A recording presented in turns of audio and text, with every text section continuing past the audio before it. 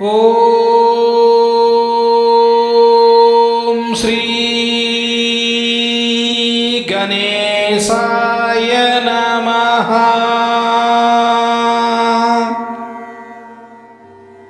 ஓம் ஸ்ரீ சரஸ்வத்யை நமஹ. ஓம் ஸ்ரீபாத ஸ்ரீவல்லப ஸ்ரீ குருவர் நரசிம்ஹ சரஸ்வதி ஸ்ரீ குரு தத்தாத்ரேயாய நமஹ. ஓம் தத்தாத்ரேயாய வித்மஹே அத்ரி புத்ராய தீமஹி தன்னோ தத்த பிரச்சோதயாத். ஓம் த்ராம் தத்தாத்ரேயாய நமஹ. தத்த திகம்பரா தத்த திகம்பரா ஸ்ரீபாத வல்லப தத்த திகம்பரா ஸ்ரீபாதராஜம் சரணம் பிரபத்யே. ஸ்ரீபாத ஸ்ரீவல்லப தியானம். திகம்பரா திகம்பரா ஸ்ரீ தத்தாத்ரேய திகம்பரா திகம்பரா திகம்பரா ஸ்ரீபாத ஸ்ரீவல்லப திகம்பரா திகம்பரா திகம்பரா ஸ்ரீ நரசிம்ஹ சரஸ்வதி திகம்பரா. காஷாய வஸ்திரம் கரதண்டதாரிணம் கமண்டலம் பத்மகரேன் சங்கம் சக்கரம் கதபூஷித பூஷணாட்யம் ஸ்ரீபாதராஜம் சரணம் பிரபத்யே. த்வத்பாத பத்மார்ப்பித சித்தவிருத்தி த்வத்வாதம் போருஹா யுககதா நிச்சல பக்திரஸ்து. ஸ்ரீபாத ஸ்ரீவல்லப ஸ்துதி. ஸ்ரீபாத வல்லப குரோஹோ பதனாரவிந்தம் வைராக்ய தீப்தி பரமோஜ்வலி மத்விதீயம்.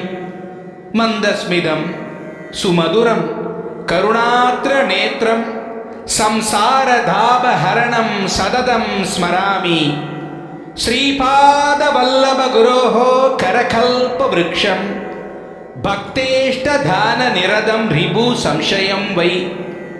சம்ஸ்மரண மாத்திர சித்தி ஜாகரணம் சுபத்ரம் சம்சார பீதி சமனம் சததம் பஜாமி. ஸ்ரீபாத வல்லப குரோஹோ பரமேஸ்வரஸ்ய யோகேஸ்வரஸ்ய சிவசக்தி சமன்விதஸ்ய ஸ்ரீ பர்வதஸ்ய சிகரம் கலு சந்நிவிஷ்டம். த்ரைலோக்ய பாவன பதாப்ஜமஹம் நமாமி. திகம்பரா திகம்பரா ஸ்ரீ ஸ்ரீபாத ஸ்ரீவல்லப திகம்பரா சம்பூர்ண ஸ்ரீ ஸ்ரீபாத ஸ்ரீவல்லப சரிதாமிருதம்.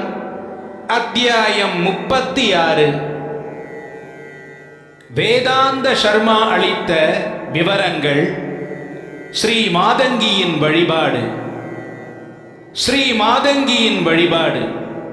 நானும் ஸ்ரீ தர்மகுப்தரும் மகா பிரசாதமாக ஸ்ரீ ஸ்ரீபாத ஸ்ரீ வல்லப சுவாமி அளித்த கொலுசுகளை எடுத்துக்கொண்டு எங்கள் பயணத்தை தொடர்ந்தோம். முந்தைய நாள் இரவு முழுவதும் அந்த கொலுசின் இனிமையான ஓசை எங்கள் மனதில் எதிரொலித்துக் கொண்டே இருந்தது. ஒருவர் ஓம் என்னும் ஓசையை எந்தவித முயற்சியும் இல்லாமல் இதயத்தில் உள்ள அநாகத சக்கரத்தில் கேட்கலாம் என்று படித்திருக்கின்றேன். ஆனால் நேற்று இரவு எங்கள் இதயங்களில் ஸ்ரீ ஸ்ரீபாத ஸ்ரீ வல்லபருடைய கொலுசின் இனிமையான ஓசையை கேட்டோம். சக்தி அநாகத சக்கரத்தில் இருந்து மற்ற சக்கரங்களுக்கு பாய்ந்தது. இவ்வாறு நடைபெற்று கொண்டிருந்த பொழுது எங்களுடைய உடலில் உள்ள நரம்புகளில் ஒரு புதுவித சக்தியானது உருவாவது போல் தோன்றியது. நாங்கள் நடந்து செல்லும் பொழுது எங்களுக்கு கொலுசின் ஓசையும் கேட்டது. நாங்கள் நின்ற பொழுது கொலுசின் ஓசையும் நின்றது. இதற்கிடையில் அருகில் இருக்கும் கிராமத்தில் வயலுக்கு நடுவில் ஒரு ஆசிரமம் இருப்பதை கவனித்தோம். அந்த கிராமத்தின் புறநகர் பகுதியில் தாழ்ந்த ஜாதி மக்கள் வசித்தனர். நாங்கள் இருவரும் இந்த இடத்திற்கு அருகில் ஆசிரமம் எப்படி வந்தது என்று விவாதித்துக் கொண்டு இருந்தோம். நாங்கள் ஆசிரமத்திற்கு அருகில் வந்ததும் கொலுசின் ஓசையானது நின்று போனது. எங்களுக்கு ஒரு ஆழ்ந்த ஆன்மீக அனுபவம் கிடைக்கப் போகின்றது என்று எண்ணிக்கொண்டோம். அச்சமயத்தில் 60 வயது மதிக்கத்தக்க வயதான துறவி ஒருவர் ஆசிரமத்தில் இருந்து வெளியே வந்தார். அதற்கு பின்னர் 30 வயதுடைய யோகினி அன்னை ஒருவர் ஆசிரமத்தில் இருந்து வெளியே வந்தார். அவர்கள் அன்புடன் எங்களை ஆசிரமத்திற்குள் அழைத்து சென்றனர். அந்த துறவி விவரிக்கத் தொடங்கினார். என் பெயர் வேதாந்த சர்மா. நான் பீடிகாபுரத்தில் வசித்து வந்தேன். இப்பொழுது பங்காரையா என்று அழைக்கப்படுகின்றேன். இவள் பெயர் பங்காரம்மா. நான் பிறப்பால் ஒரு பிராமணன். இந்த பெண் சக்கிலியர் ஜாதியை, அதாவது செருப்பு தேய்க்கும் தொழிலாளி ஜாதியைச் சேர்ந்தவள். எங்கள் வீட்டில் ஸ்ரீ மாதங்கியின் பலிபீடம் ஒன்று இருக்கின்றது. தசமகாவித்யாவில் ஒருவளான மாதங்கியை நாங்கள் வழிபட்டு வருகின்றோம் என்றார். எனக்கு திகைப்பாக இருந்தது. இந்த மனிதர் தான் பிராமணன் என்கின்றார். ஆனால் அந்த பெண்ணோ சக்கிலிய ஜாதியைச் சேர்ந்தவள் என்கின்றார். இவர்களுடைய திருமணம் வேதத்தில் கூறியுள்ளபடி தர்மத்தின் சம்மதத்துடன் எப்படி நடைபெற்றது? எங்களுக்கு பழங்களும் கிழங்குகளும் கொடுக்கப்பட்டது. பங்காரையா கூறத் தொடங்கினார். ஐயா, அருந்ததி வசிஷ்டரை மணந்து கொள்ள வேண்டிக் கொண்ட பொழுது அவள் உடலை எந்த சூழ்நிலைக்கு உட்படுத்தினாலும் அவள் அதை தடுக்கக்கூடாது என்ற நிபந்தனையை வசிஷ்ட மகாமுனி விடுத்தார். அதற்கு அவள் சம்மதித்தாள். ருந்தனம் என்றால் மறுப்பு. துறவி அவளை 7 முறை எரித்து பின்னர் உயிர் பெறச் செய்தார். இப்படி செய்தும் அவள் எந்த மறுப்பும் தெரிவிக்கவில்லை. அதனால்தான் அவள் அருந்ததி என்று அழைக்கப்பட்டாள். அதற்கு பின்னர் அவளை தன் மனைவியாக வசிஷ்ட மகாமுனி ஏற்றுக்கொண்டார். நான் பீடிகாபுரத்தில் இருந்த பொழுது 3 முறை திருமணம் செய்து கொண்டேன். 3 மனைவிகளும் பின்னர் இறந்து விட்டனர். என்னுடைய விதியை நினைத்து வருத்தம் அடைந்தேன். ஸ்ரீ ஸ்ரீ பாத ஸ்ரீ வல்லபர் நகைச்சுவையாக, தாத்தா, உங்களுக்கு ஒரு பாட்டி கண்டுபிடித்துள்ளேன். அவளை மணந்து கொள்ளாமல் உங்கள் மனைவியாக ஏற்றுக்கொண்டால் உங்களுக்கு உன்னத பிறப்பு அளிப்பேன் என்று கூறுவார். பீடிகாபுரத்து பிராமண சங்கத்துக்கு ஸ்ரீ பாப்பண்ணாரியாதான் தலைவர். பிராமணர்கள் வேத பண்டிதர்களின் மாநாடு நடத்துமாறு சங்கத்தினரை கேட்டுக்கொண்டனர். தர்மம் மற்றும் கர்மா தொடர்புடைய நுட்பமான இடங்களை பற்றி விவாதிக்கும் தேவை இருந்தது. அதற்கு ஏற்றாற்போல் சில முடிவுகள் எடுக்க வேண்டும் என நினைத்தனர். தூர தேசங்களில் உள்ள பண்டிதர்களும் பீடிகாபுரத்தில் இருந்த பண்டிதர்களும் அழைக்கப்பட வேண்டும் என முடிவெடுத்தனர். யார் யாரையெல்லாம் அழைப்பது என்ற முடிவு செய்யும் வேலையும் எனக்கு அளிக்கப்பட்டது.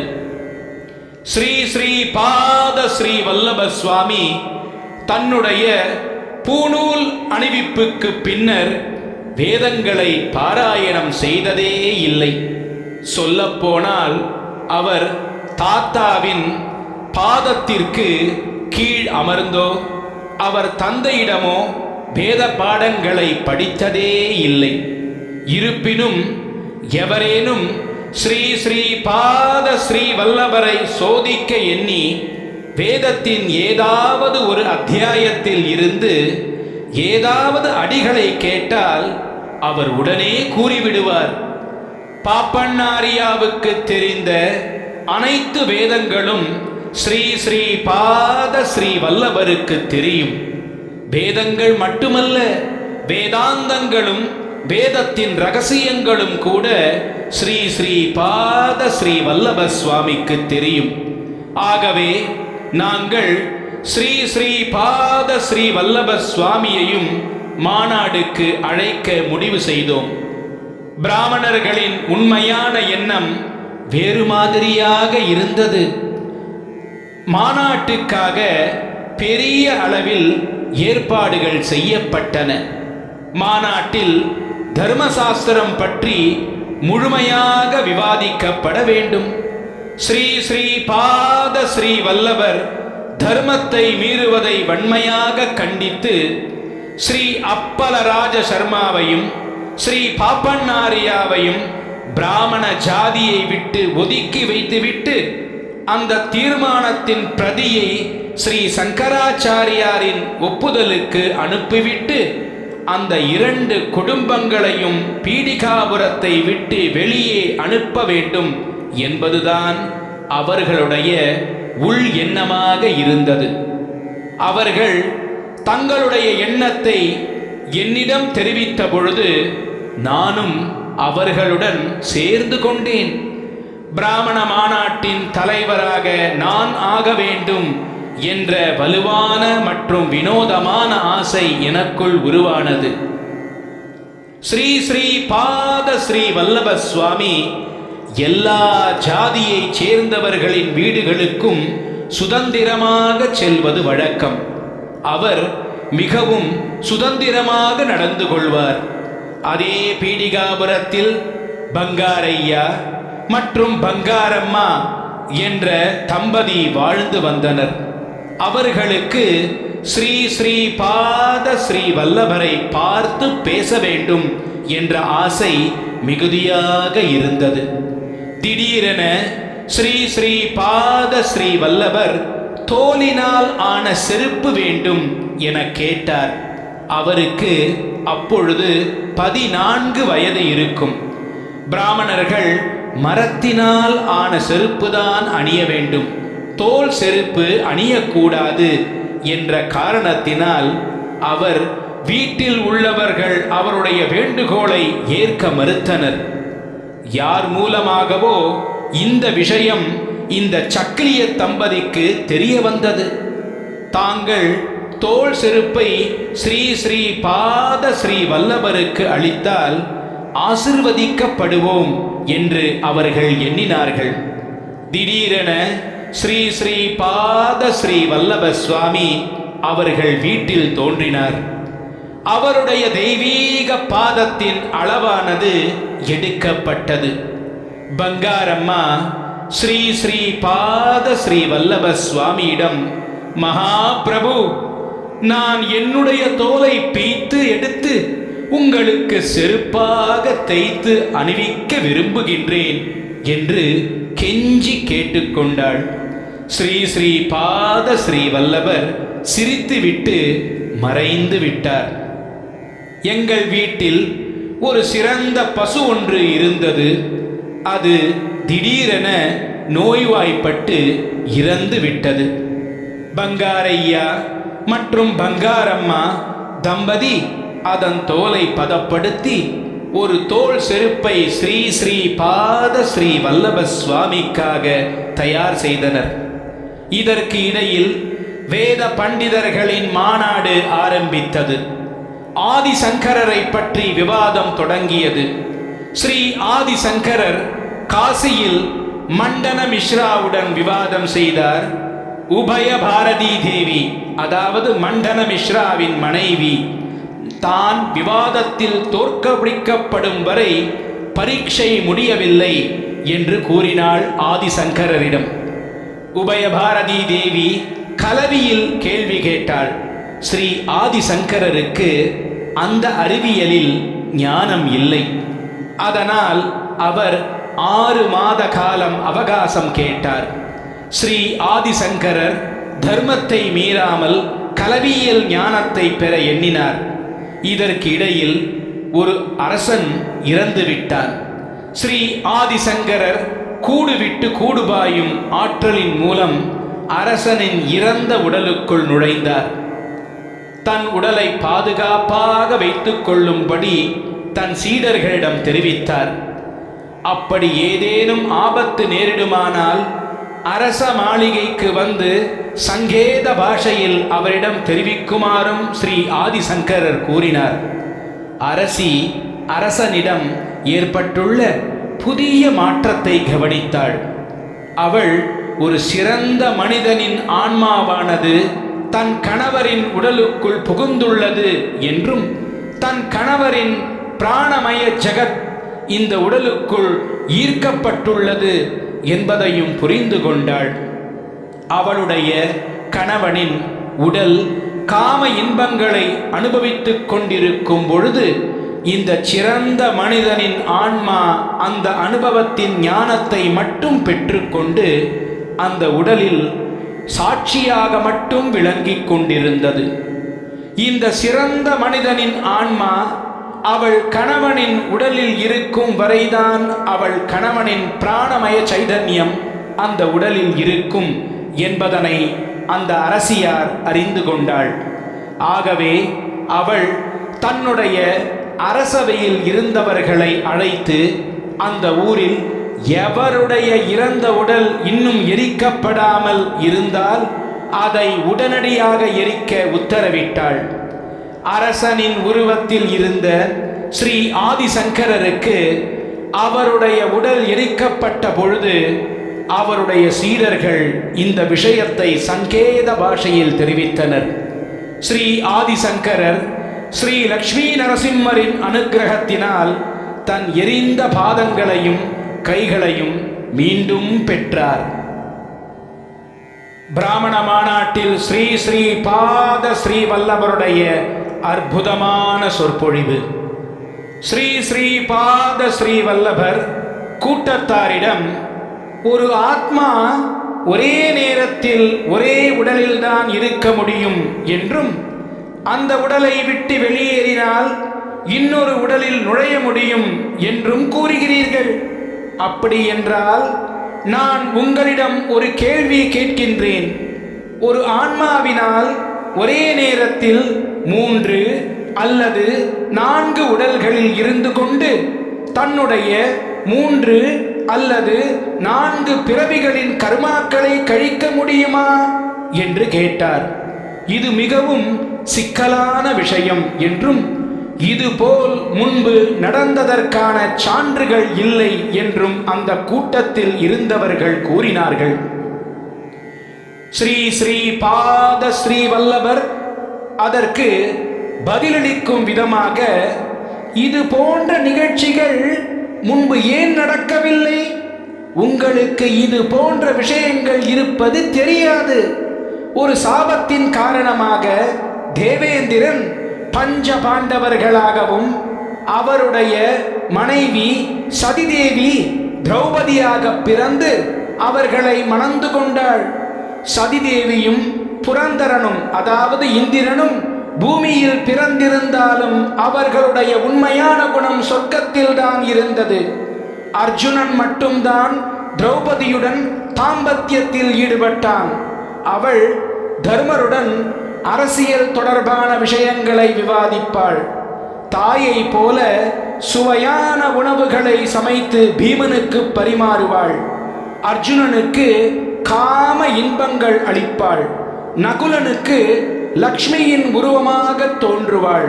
சகாதேவனுக்கு கடந்த, நிகழ் மற்றும் எதிர்காலங்களை பற்றி நன்றாக தெரிந்ததால் அனைத்து நிகழ்ச்சிகளும் விரைவாக நடைபெற்று குருக்ஷேத்திர போர் விரைவில் முடிவடைய வேண்டும் என விரும்பினான்.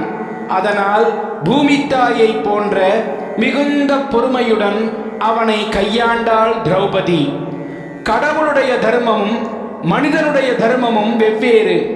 மிருக தர்மமானது, அதாவது மிருகத்தின் தர்மமானது வேறு மாதிரியானது.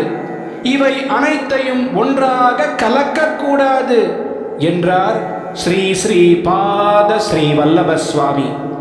நான் அவரிடம் புராண காலங்களில் பல வினோதமான நிகழ்ச்சிகள் நடைபெற்றிருக்கலாம், இப்பொழுது அதே போல் நடப்பதில்லை என்றேன். ஸ்ரீ ஸ்ரீ பாத ஸ்ரீ வல்லபருடைய கூர்மையான பார்வை என் மேல் விழுந்தது. அவர் என்னை நோக்கி, நீங்கள் 3 பெண்களை மணந்து கொண்டீர்கள், மூவரும் இறந்து விட்டனர். மூவருக்கும் வெவ்வேறு ஆத்மாக்களாக இருந்ததா அல்லது ஒரே ஆத்மாவா? ஒரு ஆண் 3 பெண்களை மணந்து கொள்ள தர்மம் அனுமதி அளித்திருக்கும் பொழுது 3 ஆண்களை ஒரு பெண் மணந்து கொள்ள தர்மம் அனுமதிக்க மாட்டாதா என்ன? ஆத்மா என்றால் என்ன? திருமண தர்மம் என்றால் என்ன என்று கேள்வி எழுப்பினார் ஸ்ரீ ஸ்ரீ பாத ஸ்ரீ வல்லப சுவாமி. நான் அந்த கேள்விக்கு, ஒரு ஆண் எவ்வளவு பெண்களை வேண்டுமானாலும் மணந்து கொள்ளலாம், ஆனால் பெண்களுக்கு அந்த உரிமை இல்லை என்று அழுத்தமாக கூறினேன். ஸ்ரீ ஸ்ரீ பாத ஸ்ரீ வல்லப சுவாமி அதற்கு, ஓஹோ, நீங்கள் பிரபஞ்சத்தின் தலைவரை விட சிறந்தவரா? மண்டோதரி ஒரு சிறந்த பதிவிரதை. அவள் வாலிக்கு மனைவியாக இருந்த பொழுது அவளுடைய உடலில் இருந்த அணுக்கள் வேறு விதமாக இருந்தது. அவள் ராவணனுக்கு மனைவியாக இருந்த பொழுது அவளுடைய உடலின் அணுக்கள் வேறு விதமாக இருந்தது. அவள் விபீஷணனுக்கு மனைவியாக இருந்த பொழுது அவளுடைய உடலின் அணுக்கள் வேறு விதமாக இருந்தது. ஆத்மா உணர்ச்சிகள் அற்றது. அதற்கு எதன் மீதும் பற்று கிடையாது. அது அழிவில்லாதது, தூய்மையானது மற்றும் மிகவும் புனிதமானது. தாமச குணங்கள் நிறைந்திருந்த வாலிக்கு அவள் மனைவியாக இருந்த பொழுது அதற்கு ஏற்றாற்போல் தன் பொறுப்புகளை நிறைவேற்றினாள்.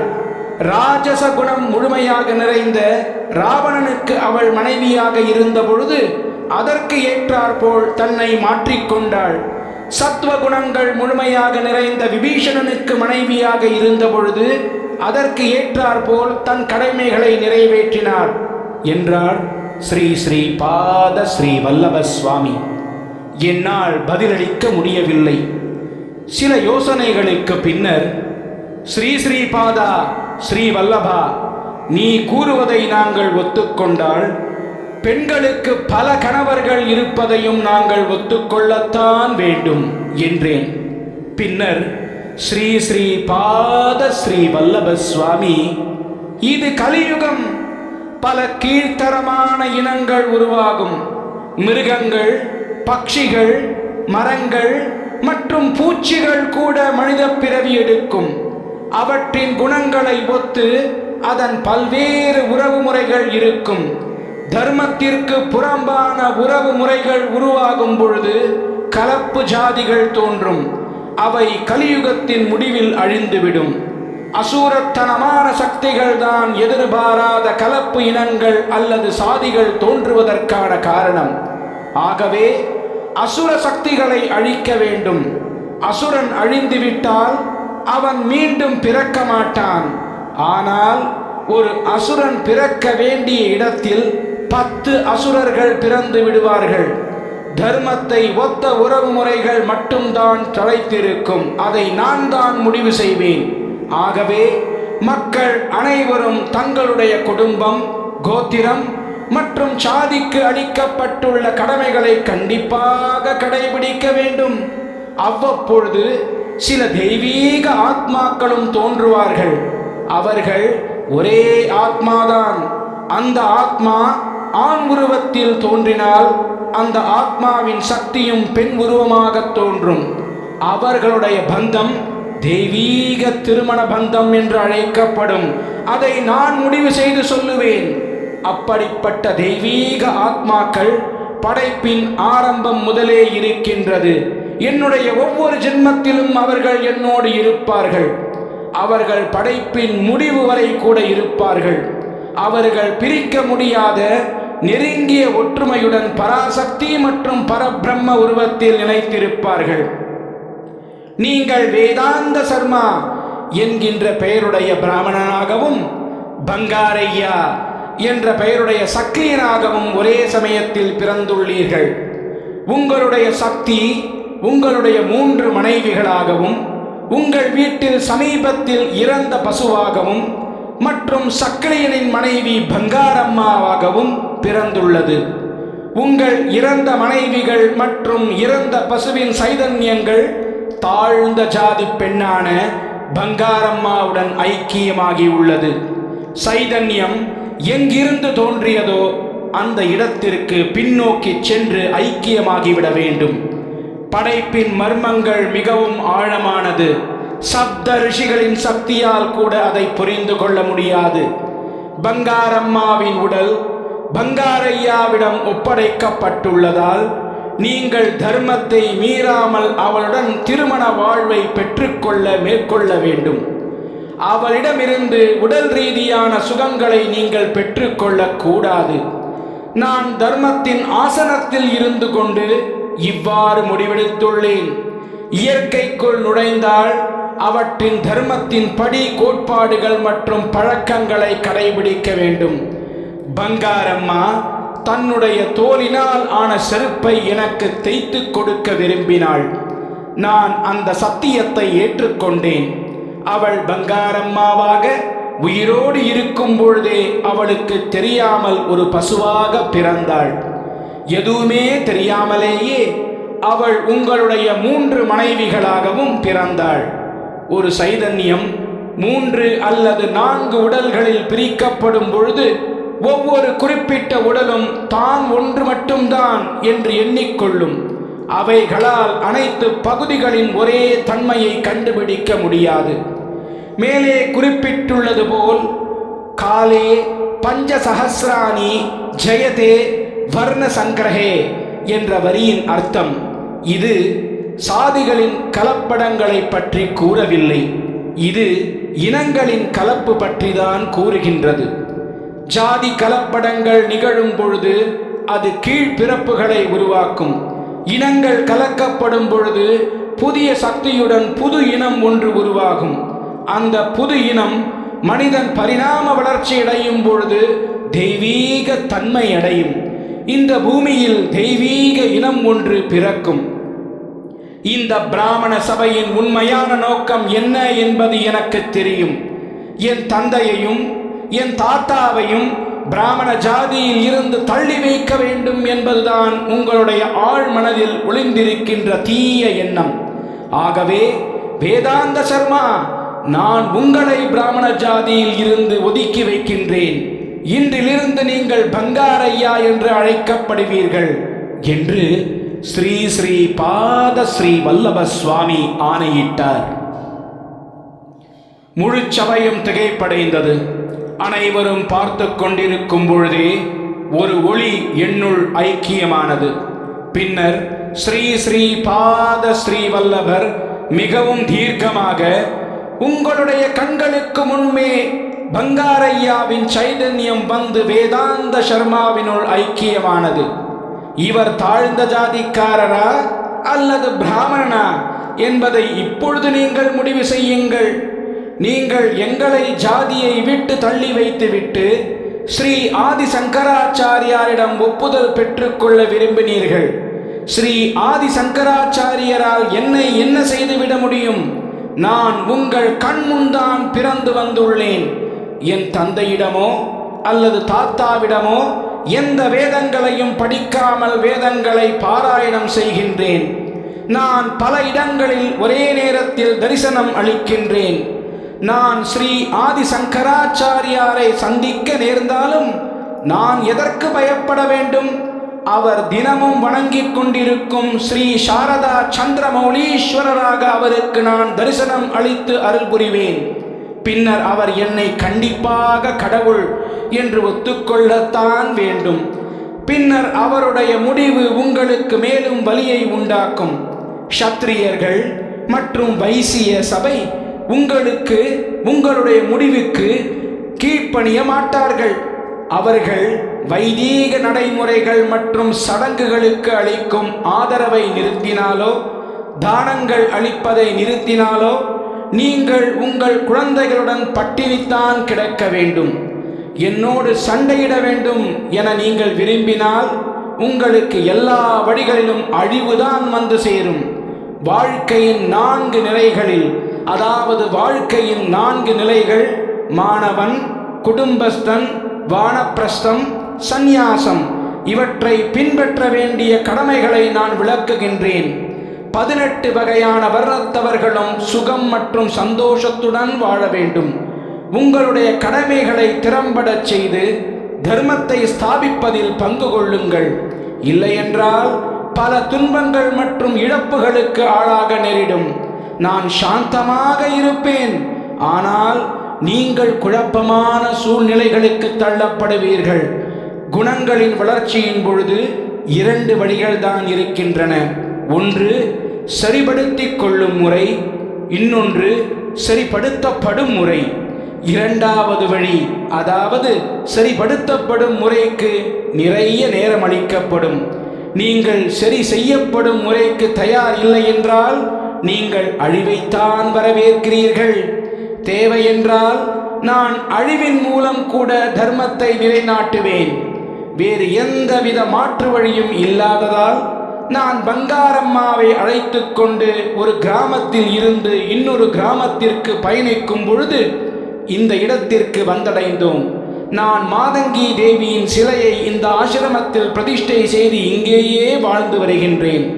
ஸ்ரீ ஸ்ரீ பாத ஸ்ரீ வல்லபர் இந்த வழியாக குருகட்டாவிற்கு செல்லும் பொழுது இங்கு தங்கி எங்களை ஆசிர்வதித்துவிட்டு, நீ இறந்த பிறகு கர்மபந்தங்களின் காரணமாக மீண்டும் பிராமணனாக பிறப்பாய். கர்மபந்தங்களின் காரணமாக பங்காரம்மா சூத்திர பெண்ணாக பிறப்பாள்.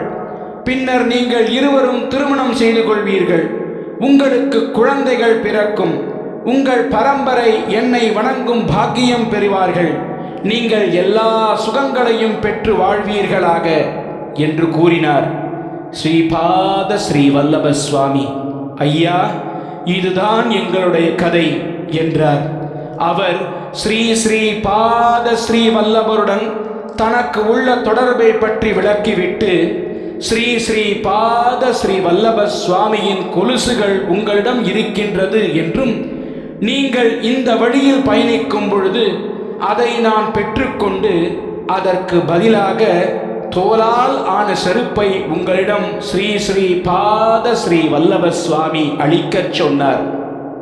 நாங்கள் மதங்க முனிவரின் மகளான ஸ்ரீ மாதங்கி தேவியை வணங்குகின்றோம்.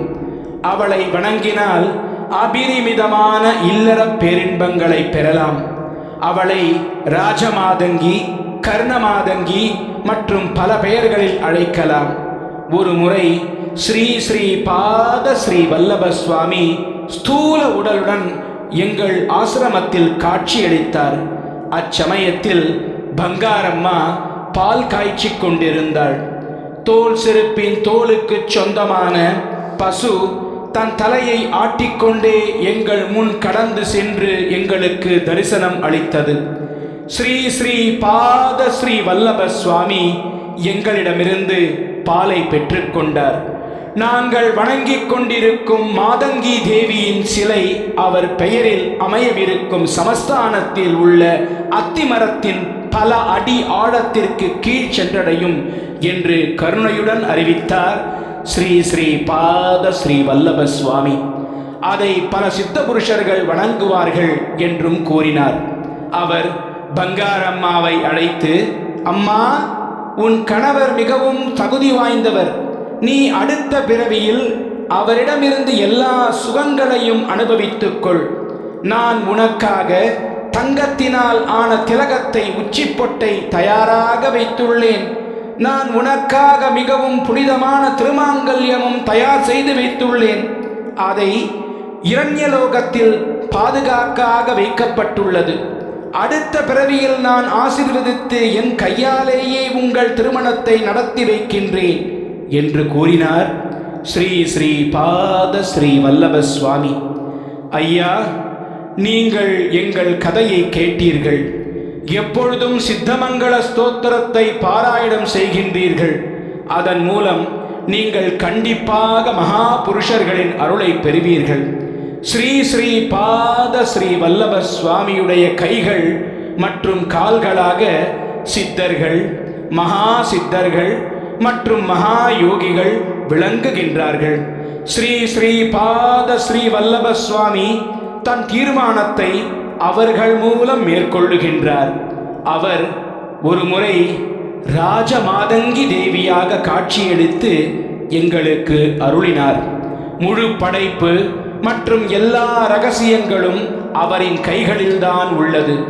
நீங்கள் எப்பொழுதும் அவரையே நினைவில் கொண்டு தியானித்து வணங்குங்கள். எல்லா சித்திகளும் அவர்தான். அவர் உங்களுடைய தாயை போல உங்களை பாதுகாப்பார். ஸ்ரீ ஸ்ரீ பாத ஸ்ரீ வல்லப சுவாமி தன் பக்தர்களின் மீது காட்டும் அன்பு 1 கோடி அன்னையின் அன்பை விட உயர்வானது என்று கூறி முடித்தார். ஜெய ஜெய ஸ்ரீ ஸ்ரீ பாத ஸ்ரீ வல்லபா. ஜெய ஜெய ஸ்ரீ ஸ்ரீ பாத ஸ்ரீ வல்லபா. வெற்றி வெற்றி. ஸ்ரீ ஸ்ரீ பாத ஸ்ரீ வல்லப சுவாமிக்கு வெற்றி. சர்வம் ஸ்ரீ தத்தாத்ரேயார்ப்பணமஸ்து. அவதூத சிந்தன ஸ்ரீ குருதேவ தத்த. ஓம் பரபிரம்ம பரமாத்மனே நமः. सर्वकौतुकानि दर्शय दर्शय दत्तात्रेय नमः. ओम ओम फट स्वाहा. श्रीकरंज पवित्रंज सर्वलोक निवारण. लोके वशीकर पुंसां बध्वं त्रैलोक्य भावनं शुभम्. दिगंबरा दिगंबरा श्रीपाद श्रीवल्लभ दिगंबरा. दिगंबरा दिगंबरा श्री नरसिंह सरस्वती दिगंबरा. दिगंबरा दिगंबरा श्री दत्तात्रेय दिगंबरा. संपूर्ण श्री श्री पाद श्री वल्लभ चरितामृतम அத்தியாயம் 36 முற்றிற்று. பிற அத்தியாயங்கள் தொடரும்.